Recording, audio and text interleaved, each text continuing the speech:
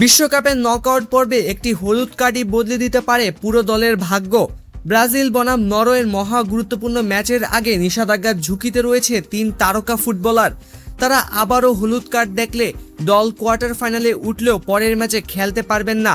কারা সেই 3 জন, চলুন জেনে নেওয়া যাক।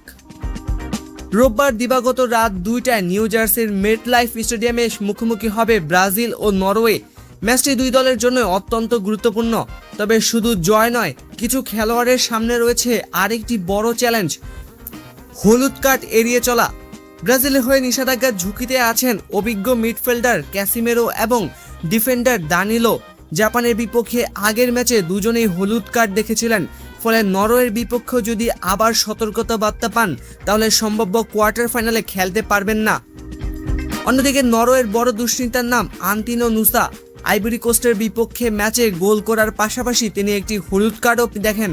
তাই ব্রাজিলের বিপক্ষে আরেকটি হলুদ কার্ড দেখলে তিনিও পরের ম্যাচে নিষিদ্ধ হয়ে যাবেন। অথচ আর্লিং হ্যালান্ডের আক্রমণে নুসা অন্যতম ভরসার নাম। এবারে 2026 বিশ্বকাপে ফিফা নতুন কার্ড নীতি চালু করেছে।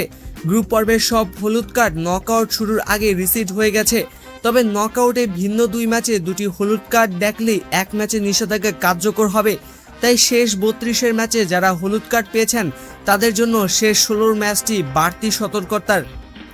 এখন দেখার বিষয়, ক্যাসিমেরো, দানিলো ও নুসা নিজেদের নিয়ন্ত্রণে রেখে দলকে কোয়ার্টার ফাইনালে তুলতে পারেন কিনা, নাকি একটি হলুদ কার্ডই বদলে দেবে তাদের বিশ্বকাপের গল্প।